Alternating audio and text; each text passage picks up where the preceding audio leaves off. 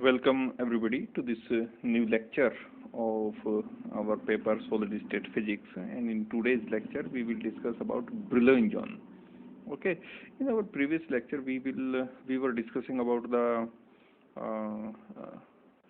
Bragg's law in reciprocal lattice or vector form of Bragg's law, and this is the vector form of Bragg's law.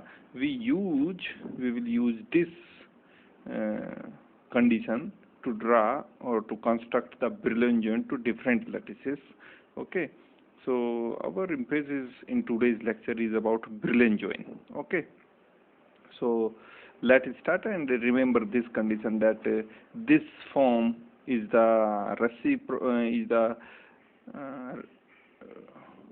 vector form of Bragg's law, and or you can say it as the Bragg's law in the reciprocal lattice. Okay, इस form को हम आगे जब हम Brillouin-John construct करेंगे different lattices के लिए, तो वहाँ इस फॉर्म को हम यूज करने वाले हैं.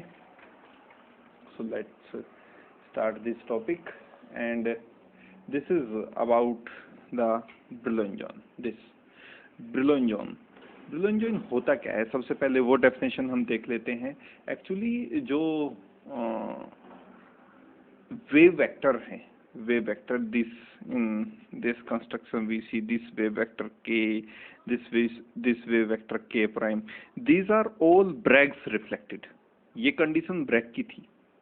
इवॉल्व कंस्ट्रक्शन जब के थ्रू जब हमने ब्रैग कंडीशन को इवॉल्व किया था, तो यहाँ से हम देखते हैं कि ये भी ब्रैग रिफ्लेक्टेड वेव वेक्टर है, ये भी ब्रैग रिफ्लेक्टेड वेव वेक्टर है. Okay, so actually Brillouin-John is the locus of all those k values in the reciprocal lattice which are Bragg reflected.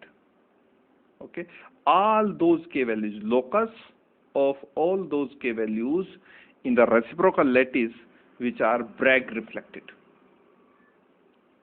Okay, so we construct a Brillouin-John for a simple square lattice. पहले हम एक 2 dimensional Brillouin-John को construct करने की कोशिश करते हैं, और उसके बाद फिर हम एक 3 डायमेंशनल Brillouin-John यानी कोई BCC लैटिस या FCC लैटिस या सिंपल क्यूबिक लैटिस के लिए भी Brillouin-John कंस्ट्रक्ट करने की कोशिश करेंगे. क्योंकि रीजन ये है कि पहले हम एक 2 डायमेंशनल स्क्वायर लैटिस के लिए Brillouin-John कंसीडर कर रहे हैं, जो रिलेटिवली आसान है to construct the Brillouin-John of 3 dimensional lattice.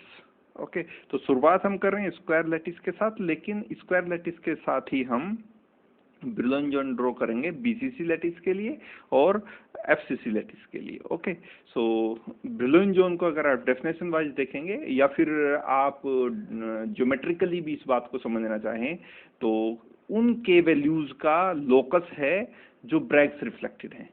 Okay, हर के वैल्यूज ब्रैग रिफ्लेक्टेड नहीं होती. वही जो ब्रैग कंडीशन को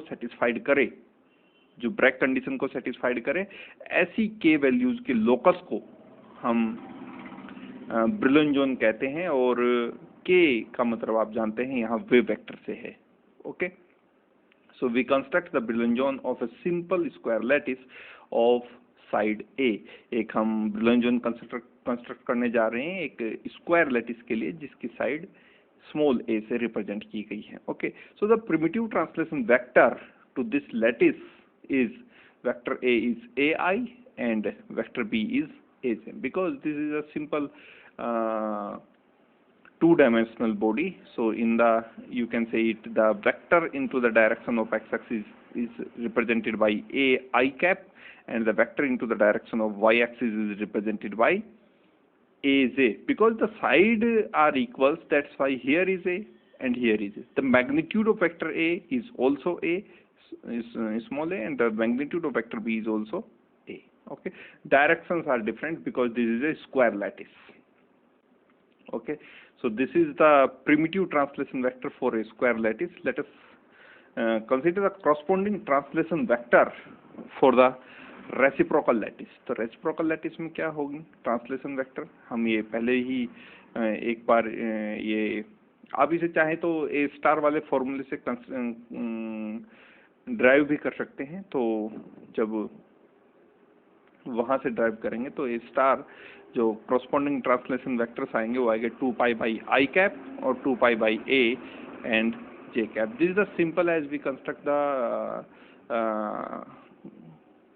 translation vector in the reciprocal lattice for a simple cube. Okay, this is the same process, and therefore the reciprocal lattice vector is written as G. The vector G is written as H star H A star vector, K B star vector, and if this is a three-dimensional body, say this is a simple cube, then we construct this vector as H star A vector, K B star vector, and L C star vector. Okay, if this is a three-dimensional body, say simple cube, or you can say as BCC lattice or FCC lattice, then there is the form form of this vector. There is form of this vector. The vector G is H A star vector plus K B star vector. Okay, and now on putting the value of A star and B star here in this equation, we have the value of G vector is equals to H, the value of A star vector, plus K, the value of B star vector, and you can simply say that 2 pi by A is common from here. Then this, the G type vector for a square lattice is 2 pi by A H I cap plus K J cap. Okay, where H and K are integers. Okay, and wave vector can be expressed as this. K vector is, this is the x component of K vector represented by Kx, and this is the y component of wave vector represented by Ky, into the direction of x-axis, into the direction of y-axis. Okay, so this is the representation of wave vector. And now we know that the Bragg's condition in vector form, we have that 2 vector K dot vector G plus G square is equals to 0. So using this condition, okay, इसके बारे में हम पहले भी बात कर चुके हैं कि ये जो ब्रैग कंडीशन है, ये जो वेक्टर फॉर्म है ब्रैग की, इसको ही हम यूज करेंगे to construct the Brillouin zone of different body और डिफरेंट लैटिसेस। सो स्क्वायर भी आप एक ब्रेवियस लैटिस ही है, ये 2 डायमेंशनल ब्रेवियस लैटिस है। इसके बारे में हम जब 2 और 3 डायमेंशनल ब्रेवियस लैटिस हमने स्टडी किया था तब भी आपको इसके बारे में बताया गया था। There are 5 types of Bravais lattice. Okay, square lattice, rectangular primitive, rectangular centered, hexagonal, okay, and one other type. So this is the square, and this is the Bragg's condition in vector form, and let us use this condition to construct the Brillouin zone of a simple square lattice. So on putting the value of K and G into this equation, we have 2 is same, the value of vector K is this dot, the value of vector G, the vector G is given by this value, so 2 pi by A H I cap plus K J cap, and plus G square, that is the square of this quantity, this quantity. So 2 pi by A H I cap plus K J cap whole square equals to 0. Now 2 pi by A is multiplied by 2 gives you 4 pi by A, and here K X I cap is dot with H I cap gives you HKX, and KY with the dot product with KJ gives you KKY, and plus square of this quantity 4 pi, square of this constant value 4 pi square A square into a square of this quantity H I cap dot H I cap gives you H square, and KJ cap dot KJ cap gives you K square. Okay, and equals to 0. So 4 pi by A is common from here, this equation, and we have HKX plus KKY plus pi by a, and here is h square plus k square equals to 0. This. As you know that 4 pi by a is a constant quantity and cannot be equal to 0. So this quantity will be equal to 0, and this quantity when equal to 0 gives you this condition. hkx plus kky, this quantity is equals to minus pi by a h square plus k square, and this is my equation number first. This is my equation number first. Now the k values, which are Bragg's reflected are obtained by considering the all possible combination of h and k. Okay, तो अगर k values, उन k values का आपको पता लगाना है जो Bragg reflected हैं, जिनके लिए ब्रैग कंडीशन सेटिस्फाई होनी है, तो उनके लिए आपको different values of h and k, या फिर मैं कहूँ कि all possible values of h and k को देखना पड़ेगा। तो शुरू करते हैं इस काम को, और ये इक्वेशन का फॉर्म हमें याद रखना है। H k x plus k y equals to minus pi by a h square plus k square. This is my equation first. By the use of this equation we can calculate the different values of k vectors which are Bragg's reflected by assuming the different value of h and k. Okay, so this is my first consideration. This is my first consideration that h equals to plus minus 1. h equals to plus minus 1, ये value मैं put कर रहा हूँ उस equation first में, और k को अभी एज्यूम कर रहे हैं 0, और ये आर्बिट्रेरी वैल्यूज हैं, यानी मिनिमम वैल्यूज हम कैसे रख सकते हैं।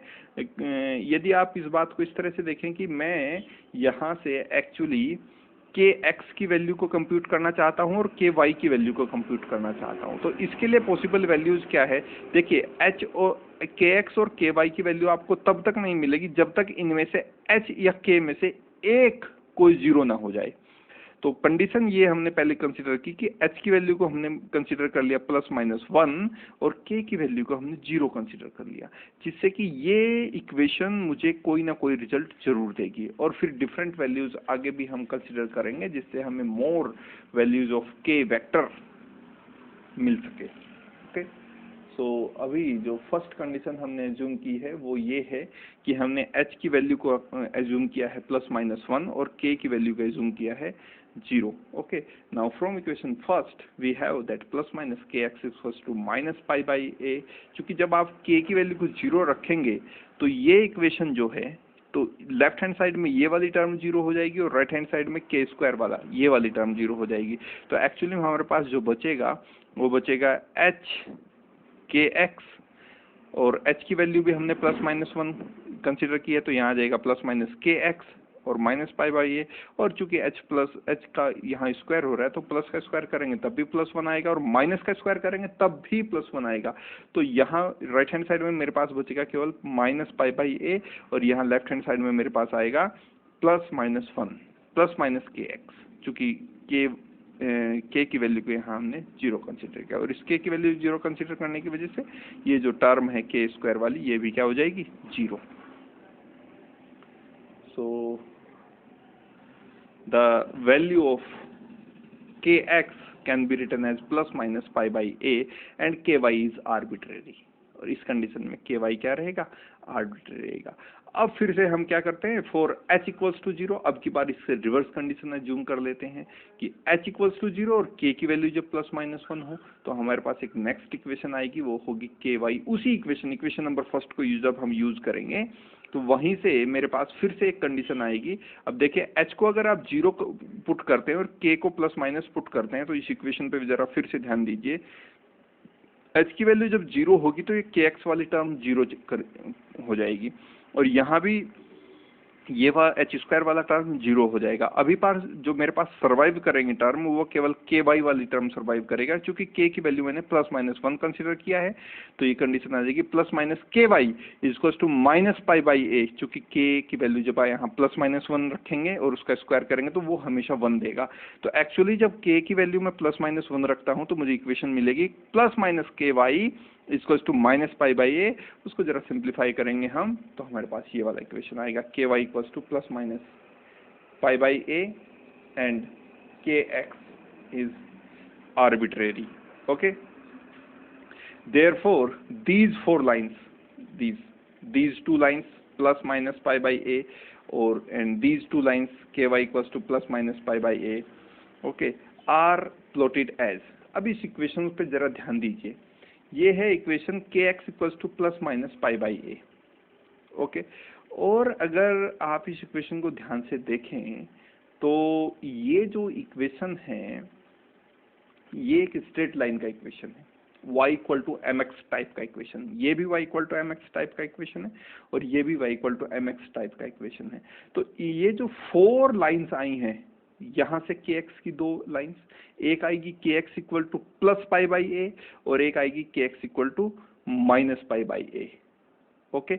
और दूसरा यहाँ से जो दो लाइंस आएंगी ky equal to plus pi by a और ky equal to minus pi by a, जब इनको हम प्लॉट करते हैं तो वो देखिए कैसे आएगा। ये है ये जो डॉटेड, अगर आपको बिल्कुल क्लियरली, ये आई होप आपको क्लियरली दिख रहा होगा, तो ये जो डॉटेड लाइन यहाँ दिखाई गई है ये kx एक्सिस को दिखा रही है और ये जो ऊपर की तरफ गई है डॉटेड लाइन ये ky एक्सिस को दिखा रही है, okay.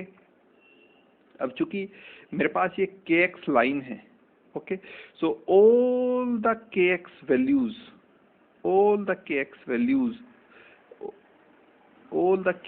values is lying on this line and all the ky values lying on this line, okay.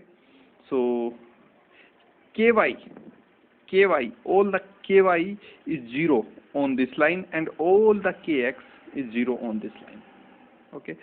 But we have kx equal to plus minus pi by a, ये एक straight line का equation है। तो जब इसको हम plot करेंगे तो ये ओरिजिन को आप इस पॉइंट को आप ओरिजिन कंसीडर कर सकते हैं।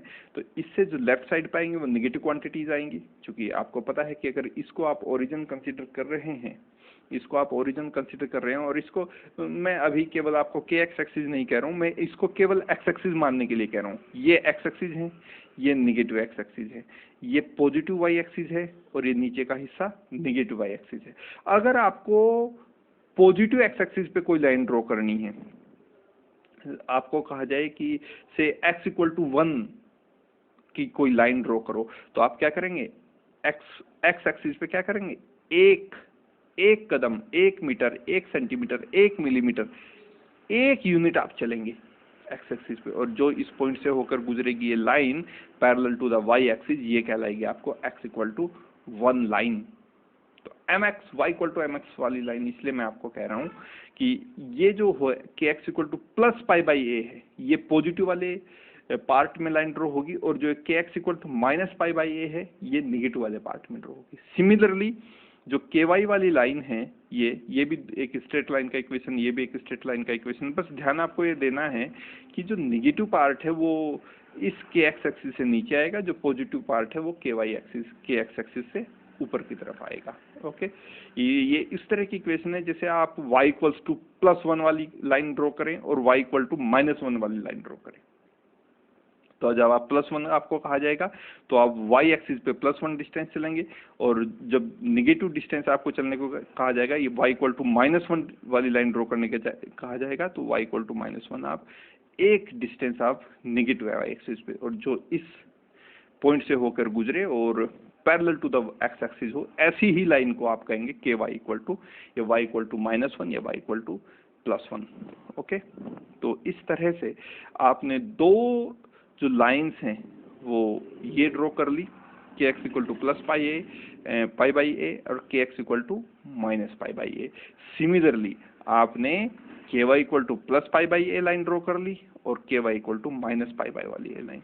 अब जो मिनिमम वॉल्यूम है, मिनिमम एरिया, वॉल्यूम तो नहीं चूंकि एक 2 डायमेंशनल फिगर है, जो minimum area bounded by these 4 lines, the minimum area bounded by these 4 lines is known as the first Brillouin join of a simple square lattice, of a 2-dimensional square lattice। इन चारों line के द्वारा जो smallest area bounded होता है, that area is known as the first Brillouin zone, and the boundary of that bond is known as the boundary of first Brillouin zone. तो ये हमारी दो लाइन होगी parallel to the y axis, और ये दो लाइन हो गई हमारे parallel to the x axis, kx axis and ky axis. तो ये जो एरिया है, ये जो पैरेलल लाइन से बाउंड्री दिखाया गया है, ये वाला एरिया, ये वाला area, that is our first Brillouin zone, that is our first Brillouin zone. Okay, और इसी तरह से हम आगे भी different values of h and k को एज्यूम करके आगे भी बहुत सारे Brillouin जोन कंस्ट्रक्ट कर सकते हैं. किस तरह से वो देख लेते हैं. ओके, किस तरह से हम आगे भी Brillouin जोन कंस्ट्रक्ट कर सकते हैं उसको देख लेते हैं. So taking origin as shown this, all the k vectors originating from it and terminating on these lines will produce Bragg's reflection. ये लाइन बड़ी इंपॉर्टेंट है, इस लाइन को बड़े ध्यान से आप सुनेंगे. दैट टेकिंग ओरिजिन एज सोन, यहाँ आपने ओरिजिन को कंसीडर कर लिया. ऑल द के वेक्टर्स, जितने भी के वेक्टर्स हैं, ओरिजिनेटिंग फ्रॉम इट, यहाँ से चलने वाले, यहाँ से ओरिजिन से चलने वाले.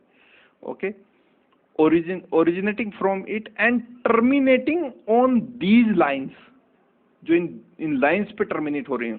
ये लाइन है, ये लाइन है, ये लाइन है, ये वाली लाइन है, या फिर ये लाइन है. जो चारों लाइन हमने ड्रॉ की हैं, जो वेव वेक्टर ओरिजिन से ओरिजिनेट होते हों और इन लाइन पे जाके टर्मिनेट होते हों, ऐसे वेव वेक्टर को हम ब्रैग्स रिफ्लेक्टेड वेव वेक्टर कहेंगे. और इन्हीं वेक्टर्स का जो लोकस है वो आपको देगा boundary of the first Brillouin zone. आगे हम और भी बात इसके ऊपर करेंगे, पर मैं फिर भी फॉर द टाइम बीइंग मैं आपको दिखा देता हूं. देखिए, ये जो वेव वेक्टर है k1, जिसको हमने k1 कहा है, ये वेव वेक्टर ओरिजिन से चला है और इस लाइन पे टर्मिनेट हुआ है, इस लाइन पे टर्मिनेट हुआ है kx equal to plus pi by a. ये तो ये भी ब्रैग रिफ्लेक्टेड हुआ. फिर इस वेक्टर k2 को देखिए, ये वेक्टर k2 यहाँ ओरिजिन से ओरिजिनेट हुआ है और यहाँ इसी line, same line plus pi by a पर टर्मिनेट हुआ है, तो ये भी ब्रैग रिफ्लेक्टेड हुआ. फिर एक तीसरा वेक्टर देखिए, ये k3 वेक्टर है. ये वेक्टर यहाँ से ओरिजिन से ओरिजिनेट हुआ है और इस लाइन आगे हम इस लाइन के बारे में पढ़ेंगे, kx plus ky equal to 2 pi by a, इस लाइन पे टर्मिनेट हुआ है. तो ये भी वेक्टर कैसा हुआ, ब्रैग रिफ्लेक्टेड हुआ. तो इन सब का लोकस, इसका लोकस आपको फर्स्ट Brillouin जोन देगा, और इन वेक्टर्स का लोकस जो k3 टाइप के वेक्टर हैं, इनका लोकस आपको सेकंड Brillouin जोन की बाउंड्री देगा. अभी सेकंड Brillouin जोन के ऊपर हम बात करेंगे. और इस जो यहाँ मोस्ट इंटरेस्टिंग वेक्टर है वो है ये वेक्टर k4. ये वेक्टर k4 आई होप आपको क्लियर दिख रहा होगा कि ये जो वेक्टर है k4, आप इसे देखें, ये यहाँ ओरिजिन से तो ओरिजिनेट हुआ है, लेकिन टर्मिनेट ये मिड आउट या मिड वे में टर्मिनेट हो गया है, यानी किसी लाइन पे जाके टर्मिनेट नहीं हुआ. तो ये ओरिजिनेट तो ओरिजिन से हुआ है, लेकिन टर्मिनेट लाइन पर नहीं हुआ है. इन किसी भी लाइन पे, जितनी भी लाइन यहाँ ड्रॉ की गई है, चाहे वो बाउंड्री फर्स्ट Brillouin जोन की हो या सेकंड Brillouin जोन की हो, अभी केवल हम फर्स्ट Brillouin जोन तक अपने आप को सीमित रखना चाहते हैं. तो यहाँ ये जो वेक्टर है k1, इसको भी आप देखिए, ओरिजिन से ओरिजिनेट हो रहा है, इस लाइन पे टर्मिनेट हो रहा है. इस वेक्टर को देखिए k2 को, ये ओरिजिन से ओरिजिनेट हो रहा है और ये इस लाइन पे टर्मिनेट हो रहा है. लेकिन अगर k4, अभी k3 वेक्टर की भी बात करना उचित नहीं है, क्योंकि अभी आपने सेकंड Brillouin जोन के बारे में नहीं पढ़ा है. तो अभी केवल मैं k1 के ऊपर बात कर रहा हूँ और k2 के ऊपर बात कर रहा हूँ, k4 के ऊपर बात कर रहा हूँ. तो k1 ओरिजिन से ओरिजिनेट हो रहा है, इस लाइन पे टर्मिनेट होता है. k2 ओरिजिन से ओरिजिनेट हो रहा है, इस लाइन पे टर्मिनेट हो रहा है. ओके, फिर k4 की अगर बात की जाए तो ये ओरिजिन से ओरिजिनेट तो होता है, लेकिन मिड वे में टर्मिनेट होता है, यानी किसी लाइन पे जाके टर्मिनेट नहीं होता. तो ये भी ब्रैग रिफ्लेक्टेड होगा, ये भी ब्रैग रिफ्लेक्टेड वेव वेक्टर होगा, लेकिन k4 Bragg reflected wave vector नहीं होगा. तो इसको हम काउंट नहीं करेंगे for drawing the locus of these के वेक्टर्स. इसको हम ब्रैग रिफ्लेक्टेड वेव वेक्टर नहीं कहेंगे, यानी ये वेव वेक्टर हमारा किसी भी तरह से हेल्प नहीं करने वाला है। Okay, so taking origin as shown, all the wave vectors originating from it and terminating on these lines will produce Bragg reflection. The square bounded by these four lines is called the first Brillouin zone. ये वाला, ये जो आप parallel lines देख रहे हो, इस axis के पैरेलल, के एक्स एक्सिस के पैरेलल जो लाइंस हैं, ये स्क्वायर, ये जो स्क्वायर है, that bounded by these four lines, kx equal to minus pi by a, kx equal to plus pi by a, and ky equal to plus pi by a, and ky equal to minus pi. इन चारों line के द्वारा जो bounded area है, that is our first Brillouin zone. और हम इसी तरह से सेकंड Brillouin zone की बाउंड्री भी ड्रॉ कर सकते हैं। वो कैसे कर सकते हैं, देखिए। Thus the first Brillouin zone of a square lattice of a side A is a square lattice of side 2 pi by a. Okay, कैसे? क्योंकि ये जो यहाँ से यहाँ तक की डिस्टेंस है, ये पाई ए है, और ये डिस्टेंस भी क्या है, पाई ए। तो ये जो पूरी डिस्टेंस हुई है, कितनी हुई, 2 पाई बाई ए। तो जो ए साइड का स्क्वायर लैटिस था, वो ब्रिलियन जोन जो होगा उसका, वो 2 पाई बाई ए साइड का एक स्क्वायर लैटिस होगा। मैं फिर से रिपीट कर रहा हूं, अगर आप ए साइड का स्क्वायर लैटिस कंसीडर करते हैं किसी रेसिप्रोकल लैटिस में, तो उसका जो ब्रिलियन जोन होगा, उसका जो फर्स्ट ब्रिलियन जोन होगा, वो एक 2 पाई बाई ए साइड का स्क्वायर लैटिस होगा। ओके, तो इस तरह से आप ये कंस्ट्रक्ट कर सकते हैं। अब आगे की तरफ बढ़ते हैं और सेकंड ब्रिलियन जोन हम किस तरह से ड्रॉ कर सकते हैं किसी स्क्वायर लैटिस या 2 डायमेंशनल लैटिस का, उसको देख लेते हैं। So in addition to this set of lines, some other set of lines are also possible. For example, अगर आप h की इस तरह की वैल्यू रख लें, h equal to plus minus 1 और k equal to plus minus 1। अब इस इक्वेशन को देखिए, h equal to plus minus 1 यहाँ रखेंगे और k equal to plus minus 1 यहाँ रखेंगे, तो ये इक्वेशन कैसे बनेगी, plus minus k x plus minus k Y, और यहाँ से आपको मिलेगा 1 प्लस 1 यानी 2 एंड पाई बाई ए। यानी कि यहाँ से जो इक्वेशन मेरे पास आएंगी वो आएंगी plus minus k x plus minus k y and equal to 2 pi by a. Okay, तो ये condition h equal to plus minus 1 and k equal to plus minus 1, जब आप इक्वेशन नंबर फर्स्ट में वापस इन इक्वेशंस को, इन conditions को put करते हैं, तो ये लाइंस आपको फिर से मिलती हैं। और ये लाइंस कितनी हैं, देखिए कंडीशन हम देख लेते हैं। एक लाइन बनेगी यहाँ k x plus k y 2 pi by a. Okay, और ये भी plus minus 2 pi by a होगा ये। तो एक लाइन जो बनेगी वो बनेगी k x plus k y 2 pi by a. फिर दूसरी लाइन बनेगी k x plus k y, k x minus k y 2 pi by a, and minus k x plus k y and minus k y minus k x minus k y equal 2 pi by a. इस तरह से ये 4 line construct होंगी, और इन 4 line को फिर से अगर हम प्लॉट करें तो हमारे पास जो, अब लाइंस को हम वापस प्लॉट करते हैं। ये लाइन हुई, ये वाली लाइन, ये है k x plus k y equal to 2 pi by a. ये लाइन हुई k x plus k y equal to minus 2 pi by a. और यहाँ से एक्चुअली ये इक्वेशन ऐसे ना लिखने की बजाय मैं इसको लिखता हूँ, इस तरह से भी हम लिख सकते हैं, that k x plus k y equal to plus minus 2 pi by. अब ठीक है, क्योंकि अब आपको क्लियरली समझ में आएगा कि k x plus k y equal to 2 pi by a, k x plus k y equal to 2 pi by a. और एक बार फिर हम माइनस वाली इक्वेशन को कंसिडर करेंगे, तो वहां से फिर आपके पास 2 जो इक्वेशन आएंगी वो माइनस के साथ आ जाएंगी। तो ये वाली जो लाइन है, ये है k x plus k y equal to 2 pi by a, और ये वाली इक्वेशन है k x plus k y equal to minus two pi by a. ये वाली लाइन है k x minus k y equal to minus two pi by a, और ये equation, ये लाइन है k x minus k y equal to two pi by a. जब इन lines को हम ड्रॉ करते हैं तो ये जो एडिशनल एरिया है, जो वर्टिकल लाइंस यहाँ दिखाई गई हैं, ये वर्टिकल लाइंस, ये वर्टिकल लाइंस, ये वर्टिकल लाइंस, ये वर्टिकल लाइंस, ओके। तो अब जो स्क्वायर बना है, कौन सा स्क्वायर? ये वाला स्क्वायर, ये स्क्वायर, ये स्क्वायर, ओके। ये कहलाता है second brilliant joint to the square lattice, to a two dimensional lattice, okay. और इसी तरह से अगर वापस हम फिर से और values, different values of h and k consider कर लें, तो वहां से फिर से हमारे पास एक अलग बाउंड्री कंस्ट्रक्ट होंगे, अलग लाइंस बनेंगी। तो वहां से हम third brilliant joint, fourth brilliant joint, fifth brilliant joint and so on, ये प्रक्रिया हम लगातार कर सकते हैं, okay. So these lines are also plotted, वो आपको दिखाया गया है अभी। The additional area bounded by these four lines is the second brilliant zone.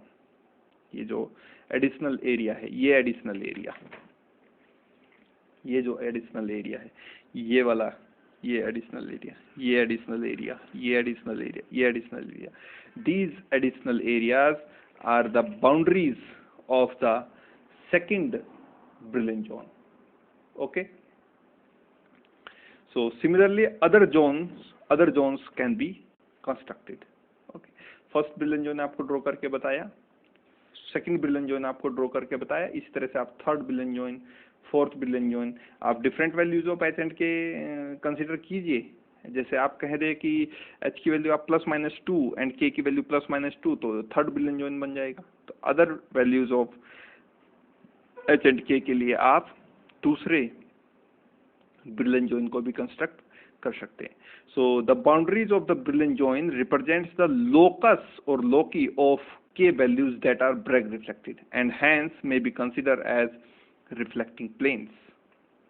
The boundaries of the first zone represents the reflecting planes for the first order reflection, and those of second zone represents the reflecting planes of the second order reflection, okay.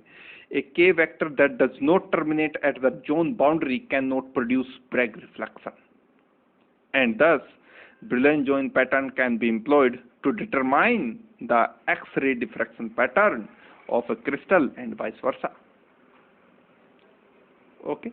तो इस तरह से जो Bragg reflected के values होंगी केवल वही consider की जाएंगे, और ब्रिलियंट जॉइन का जो कंसेप्ट है उसको हम एक्स रे डिफ्रैक्शन पैटर्न को स्टडी करने के लिए किसी भी क्रिस्टल में यूज कर सकते हैं, ओके।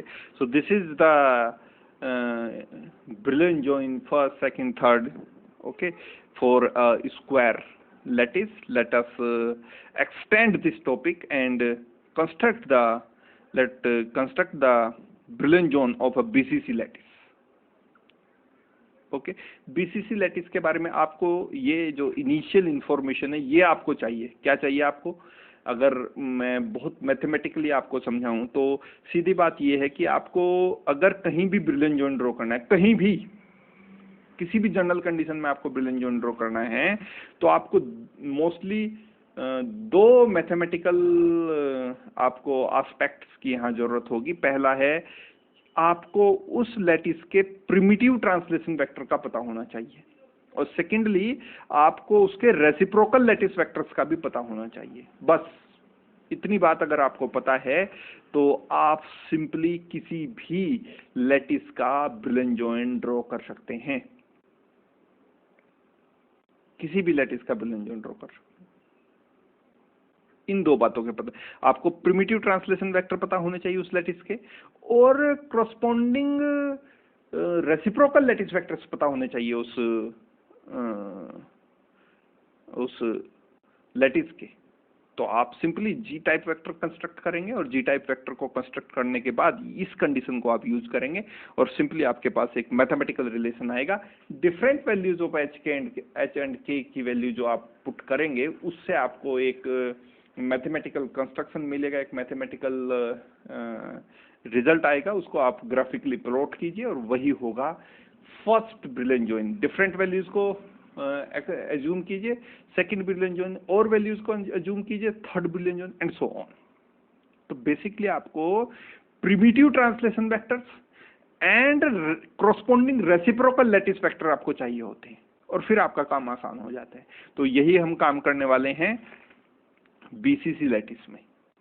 बीसीसी लैटिस में हम ब्रिलियंट जोन ड्रॉ करने वाले हैं इस लैटिस के लिए, और उसके लिए हमें आपको पता है कि प्रिमिटिव ट्रांसलेशन वेक्टर्स की जरूरत होंगी जो बीसीसी लैटिस के ये हैं, vector a is given by this, vector b is given by this and vector c is given by this. ये हम पहले भी स्टडी कर चुके हैं जब रेसिप्रोकल लैटिस वेक्टर स्टडी किए थे बीसीसी लैटिस के लिए। और primitive reciprocal lattice vector to the same lattice BCC lattice is given by this, a star vector, b star vector and c star vector.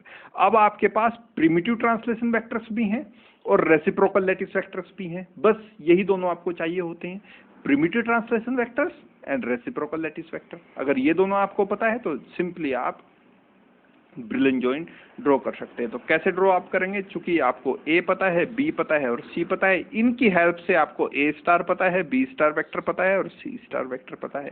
अब जब ये कंडीशन आपके पास आ जाती है, रिजल्ट आपके हाथ में है, तो आप सिंपली जी टाइप वेक्टर को कंस्ट्रक्ट कीजिए। और चूंकि बीसीसी एक 3 डायमेंशनल लैटिस है, तो इसके लिए जो G type reciprocal lattice vector होगा वो इस तरह का होगा, that vector G equals to h a star vector plus k b star vector plus l c star vector. Okay, इस तरह का वेक्टर होगा जी टाइप वेक्टर।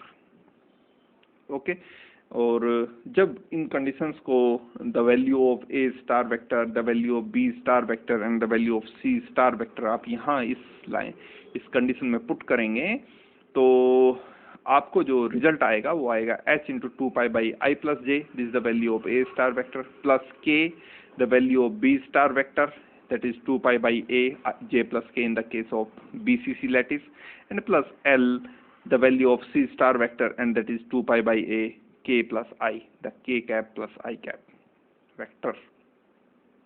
ओके, इसको सिंप्लीफाइड कर लेते हैं, 2 pi by A, 2 pi by A, 2 pi by A common है, यहाँ से आई के साथ जो मल्टीपल्स हैं, जे के साथ जो मल्टीपल्स हैं और के साथ जो मल्टीपल्स हैं उनको हम कॉमन ले लेते हैं। तो हमारे पास जो इक्वेशन बनेगी, ये जो जी टाइप वेक्टर जिसको हम कह रहे हैं, ये हम कंस्ट्रक्ट करेंगे, तो ये बनेगा हमारे पास 2 pi by A H plus A I cap plus H plus के जे कैप प्लस के प्लस एल के कैप, इस तरह का जी टाइप वेक्टर में मिलेगा हमारे पास। और फिर से हम इस कंडीशन का यूज करेंगे, इस कंडीशन का यूज करेंगे 2k, और यहाँ से जो k टाइप वेक्टर बनेगा इस लैटिस के लिए, जो k टाइप वेक्टर बनेगा वो बनेगा k vector equals to k x i cap plus k y j cap plus k z and k cap.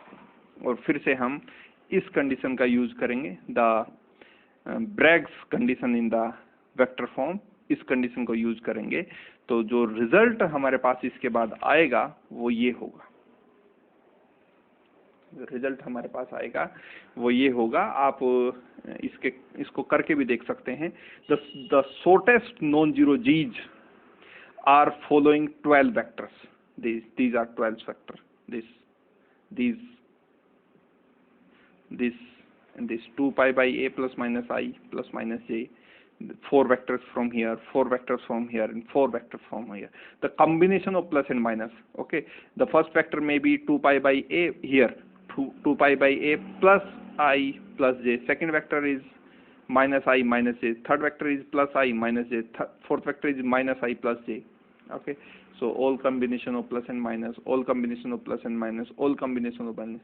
So these three sets gives you 12 vectors and the normal bisectors of these 12 vectors. Normal bisector, जैसे हम Wigner साइज cell को draw करते हैं ना, Wigner साइज cell को join all the nearby lattice point and draw the normal bisectors of all these lines gives you the Wigner साइज सेल। सो सिमिलरली क्या करना है, ये जो 12 वेक्टर्स यहाँ से हमारे पास ये 3 सेट्स ऑफ वेक्टर्स देंगे, इनके नॉर्मल बाइसेक्टर्स ड्रॉ करने हैं, और जो नॉर्मल बाइस इनके इन 12 वेक्टर्स के नॉर्मल बाइसेक्टर्स जो मिनिमम वॉल्यूम बाउंड करेंगे, that is the first brilliant join of BCC lattice, and that is this regular 12-faced solid and known as rhombic dodecahedron, okay, named as rhombic dodecahedron. This is the regular 12-faced solid. This is the boundary of the first brilliant join of a BCC lattice.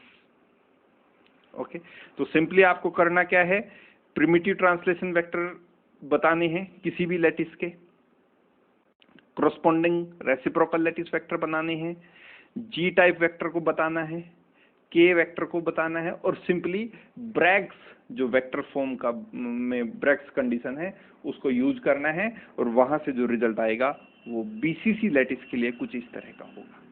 Okay, so the first brilliant join is the region enclosed by the normal bisector planes to these 12 vectors. Okay, 4 coming here, from here, 4 coming from here, 4 coming from here.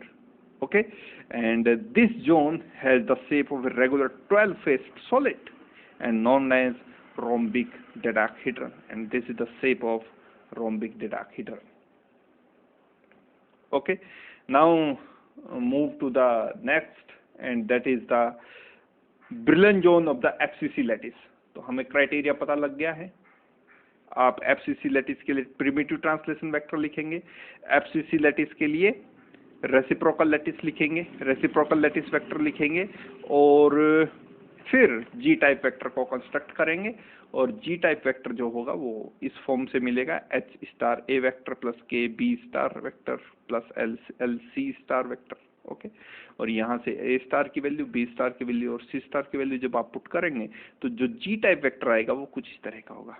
K को आप फिर से construct करेंगे, K vector को, और K vector फिर से वही होगा, KX I cap plus KY J cap plus KZ K cap, और ब्रैग्स कंडीशन को फिर से यूज करेंगे. तो शॉर्टेस्ट नॉन जीरो जीज आएगा, जो शॉर्टेस्ट नॉन जीरो आएंगे वो फॉलोइंग 8 वेक्टर्स, ये जो यहाँ से आपको 8 वेक्टर्स मिलेंगे, possible combination of plus and minus.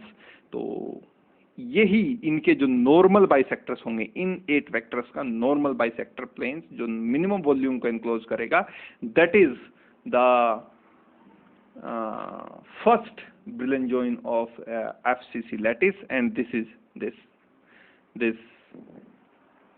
and this body is named as truncated octahedron. The boundaries of the first brilliant zone are determined by the normal bisector planes to above 8 vectors, these 8 vectors.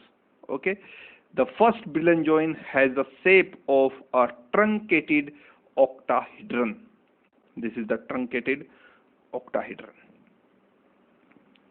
Okay, so this is the brilliant join for a two-dimensional lattice, that is a square lattice to a BCC lattice, and finally to a FCC lattice. Okay, so that's all for now, and meet you into the next one. Thank you.